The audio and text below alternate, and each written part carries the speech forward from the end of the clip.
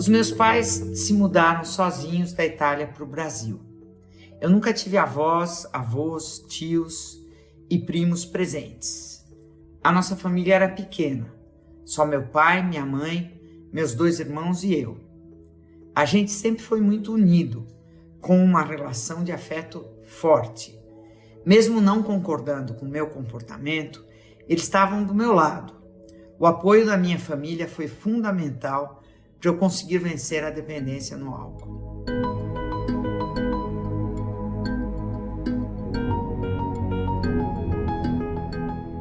Profissional consagrada e jornalista reconhecida nacionalmente por suas análises cirúrgicas, Bárbara Gance abriu seu passado no livro A Saideira, onde, além de resgatar memórias dolorosas, também busca ajudar pessoas e famílias inteiras a lidar com o alcoolismo.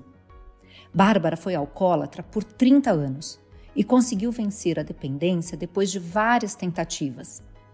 O apoio da família e de outras pessoas que enfrentam o mesmo problema foi crucial para ela dar a volta por cima.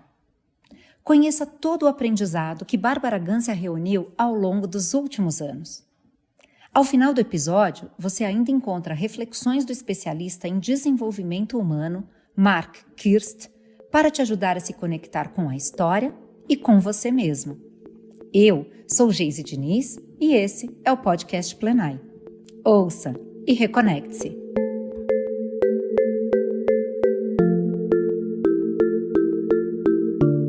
Eu tinha 3 anos de idade quando provei álcool pela primeira vez. Isso mesmo, 3 anos. Foi numa das tantas festas que meus pais deram na nossa casa na Avenida República do Líbano, no Jardim Paulista, em São Paulo.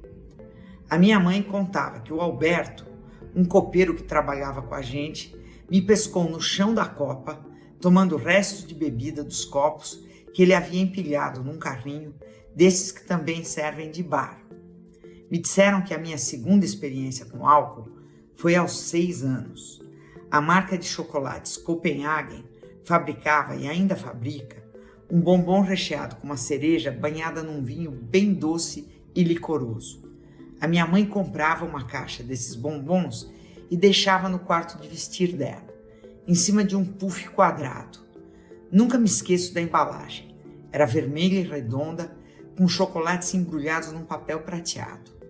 Eu desenvolvi uma técnica de desembrulhar o doce e, ao mesmo tempo, deixar a impressão que ele estava intacto.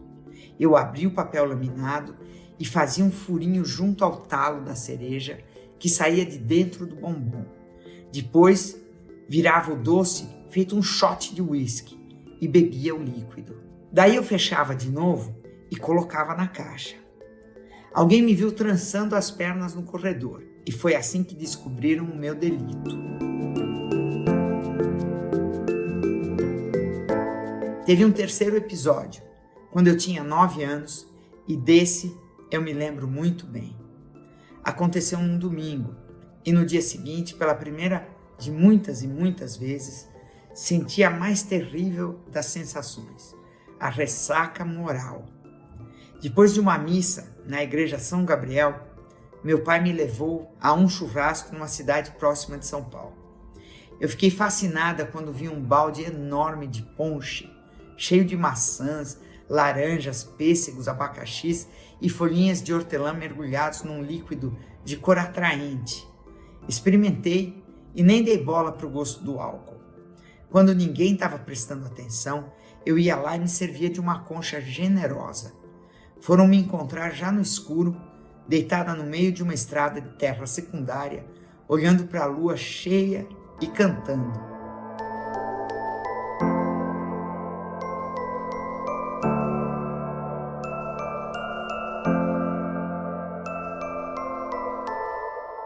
Antes que você pergunte onde estavam os pais dessa criança, eu respondo que os tempos eram outros. A minha impressão é de que todas as elites, por terem farta ajuda para cuidar dos filhos, mantêm um certo distanciamento deles. Além disso, eu sou temporã, 6 e 7 anos mais nova que meus irmãos, e sempre pude fazer mais ou menos o que me deu na telha.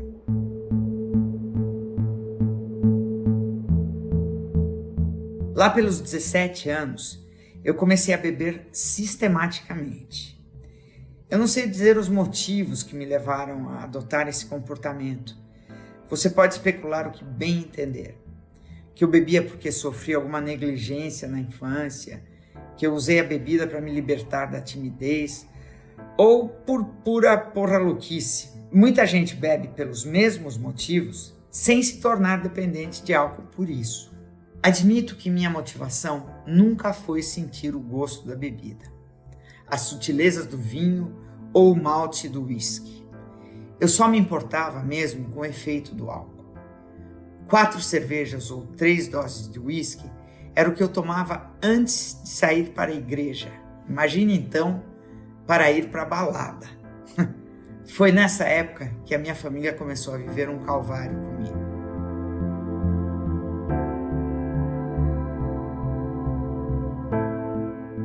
Pouco tempo depois que eu tirei a carta de motorista, meu pai acordava no meio da noite e, quando não me encontrava em casa, mandava meu irmão para o IML e a minha irmã para o Hospital das Clínicas para me procurar. Imagina a barra pesada que não era? Mesmo sem quase nenhuma lembrança dos meus fins de noite, os barracos que eu causava ao voltar de madrugada continuam cravados na minha memória 3 décadas e lá vai pedrada depois. O inferno se instalava assim que eu cambaleava para dentro de casa. Ameaças, castigos infinitos, tapas, empurrões, objetos atirados contra a parede, móveis chutados e muitos berros. Sobrava para mim em grande estilo, e eu fazia por merecer. Aos 24 anos, perdi uma das minhas vistas num acidente de carro causado por mim. Eu estava bêbada, cruzei a Avenida Paulista no sinal vermelho a toda velocidade. Atingi um fusquinha bege e o meu Fiat 147 saiu rodando igual um busca-pé. Eu estava sem cinto de segurança, que não era obrigatório em 1981, e mergulhei pelo vidro dianteiro no asfalto. O impacto do meu rosto arrancou o espelho retrovisor. Quando meu pai chegou no hospital e me viu com a cara estraçalhada, ele encostou na parede e desmaiou. Eu passei por uma operação de 6 horas para reconstruir meu rosto e mais 3 numa tentativa frustrada de recuperar meu olho direito. Esse foi só um dos 5 ou 6 carros em que eu dei perda total.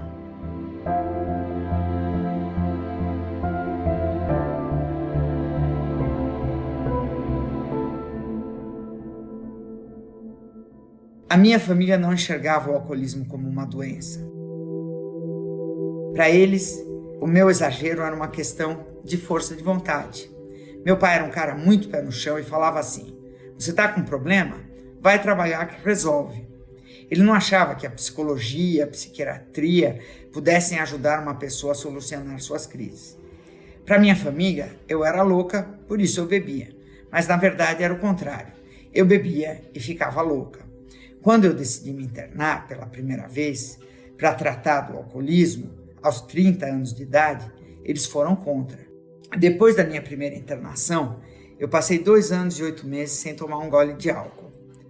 Parei outras vezes também de supetão, por conta própria, sempre depois de alguma ocorrência dramática. Toda vez que meus pais ficavam extremamente decepcionados com as consequências de um porre meu, tipo criar alguma confusão no Natal, terminar a madrugada com algum meganha me apontando uma arma na entrada da favela do Buraco Quente, eu jurava que ia parar de beber.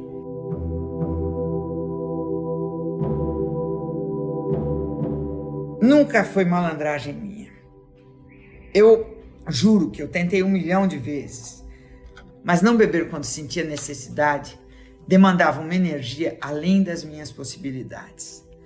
A uma certa altura, eu já não bebia mais por diversão, mas para me entorpecer e fugir das consequências do meu próprio comportamento. Foi preciso que eu magoasse profundamente as pessoas ao meu redor para me conscientizar que não existe a possibilidade de acordo entre mim e o álcool.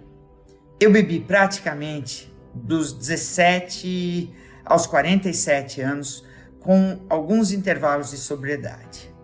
Não tenho a menor ideia de como conseguir manter uma agenda mínima de compromissos, um emprego, dentes, a conta bancária e essas coisas que vêm no pacote da existência. Chegando aos 50 anos, eu intercalava surtos de medo e remorso, fazia cálculos mentais, tipo um cacuete, da quantidade enorme de pessoas que morreu pela dependência, entre amigos, ex-colegas e gente que eu conheci no bar. Eu estava num ponto de ressaca moral tão grande que eu passava o dia inteiro falando para mim mesma: tiro na cabeça, tiro na cabeça, tiro na cabeça. Era um cacuete.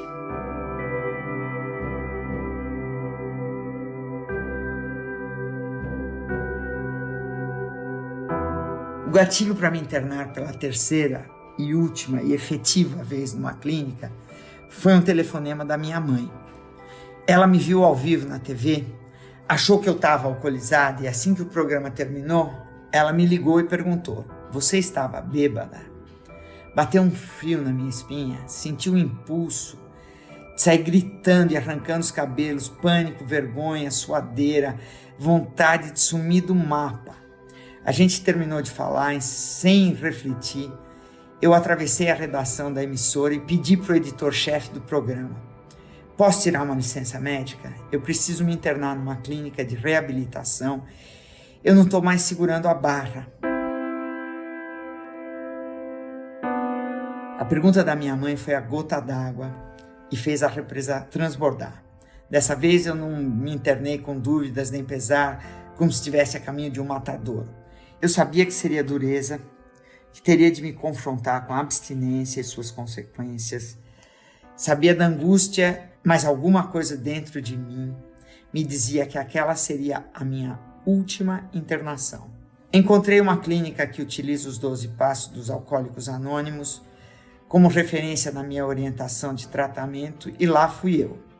O primeiro passo é admitir que somos impotentes perante o álcool. Porque é assim, toda vez que eu entro em contato com essa substância, eu saio derrotada.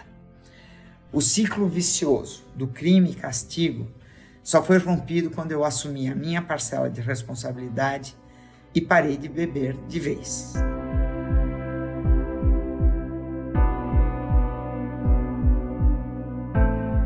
Quando eu deixei a clínica, quem mais me amparou para manter a sobriedade foram os colegas do grupo de apoio, o Narcóticos Anônimos e o Alcoólicos Anônimos. Essas pessoas são as mais adequadas e as mais preparadas para ajudar quem tem um problema de dependência como o meu. No Brasil, a gente tem um preconceito ridículo com esses grupos. Quem frequenta o NA ou AA é um vencedor, porque quem está lá dentro quer parar de beber e quer parar de usar droga. O nosso olhar de pena deveria ser para quem está no boteco e não consegue parar de dar mais um gole. Com a evolução do meu tratamento, passei a vivenciar uma condição que não tenho mais como refutar. Eu não posso beber. Caso contrário, a minha estabilidade vai por água abaixo. Antes de parar completamente de beber, eu achava que a vida seria uma chatice sem álcool.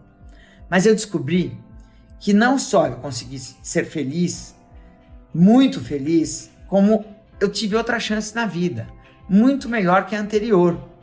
Eu quis escrever o livro para que outras pessoas soubessem que é possível largar a bebida e ser feliz. Existe esperança de vida feliz após a sobriedade. Eu esperei meus pais morrerem antes de fazer isso, porque eu não queria que eles revivessem os traumas do passado. É muito barra pesada para um pai, para uma mãe, e eu me sentia responsável pelo sofrimento deles. Enquanto eu escrevia, eu pensava assim: se uma única pessoa puder tirar proveito desse livro, eu já fiz um bom trabalho. E eu vejo que a minha história está conseguindo tocar muita gente. O cara me contou que estava no carro, a caminho de um motel para se matar, quando ele me ouviu falando no rádio sobre o meu livro. Ele parou no acostamento, começou a chorar e foi direto para os Narcóticos Anônimos. Eu ouço vários relatos como esse. O Brasil é um país que mais tem acidente de trabalho, que mais tem violência doméstica, na maioria das vezes causada pelo álcool. A bebida favorece doenças sexualmente transmissíveis, gravidez indesejada, acidentes de trânsito e violência gratuita. O ônus da bebida para o país é mirabolante e a gente não saber disso é uma tragédia. Médicos, agentes sociais, professores, pais, alunos, autoridades, associações de bairro, a indústria precisam ouvir e precisam falar sobre esse assunto, porque a gente não conversa sobre algo. Por isso, faço questão de compartilhar essa minha história. Eu hoje não sou mais refém de droga nenhuma. Quando eu completei 60 anos, a minha irmã me ligou para dar os parabéns e disse: "Você está entrando nos 60 muito melhor do que entrou nos 40 e nos 50. Há mais de 15 anos, eu não conheço a sensação da ressaca física, moral, não sinto medo, culpa ou desespero. Há um ano, a minha história virou uma peça de teatro estrelada pela Marisa Hort, um monólogo. Foi um sucesso de público, um sucesso de crítica e vai retomar no segundo semestre de 2022. A gente vai rodar o Brasil com essa peça e está chamando muita atenção de todo mundo. Ou seja, o trabalho continua. Hoje eu devo dizer que a serenidade caminha comigo e todo esforço feito em nome dela tem valido muito a pena. Só por hoje.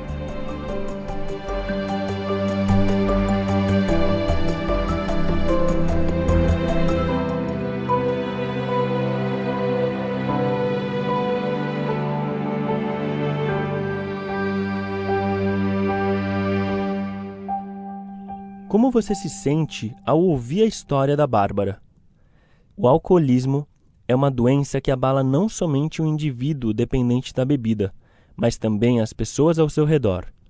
Por isso, a união e resiliência dos familiares é fundamental para quem quer romper o ciclo do vício. Bárbara nos conta que seus pais e irmãos condenavam o seu comportamento e nunca entenderam o seu alcoolismo como uma doença. Mesmo assim, sempre estiveram ao seu lado e não desistiram dela, mesmo após décadas de tentativas e erros. As relações humanas têm um dos mais profundos poderes nos nossos processos de cura. Além do amor da família, Bárbara recebeu o apoio de grupos como Alcoólicos Anônimos e Narcóticos Anônimos, para vencer de vez esse desafio que parecia não ter fim. Nesses grupos, ela encontrou pessoas determinadas a contribuir com quem está passando pelo que já foi superado, sem preconceito e julgamento, praticando a compaixão de quem já sentiu na própria pele. Qual é a sua rede de apoiadores da tua cura? Para muitos de nós, o primeiro passo talvez seja admitir que precisamos do outro, numa jornada que pode ser muito mais difícil quando estamos sozinhos.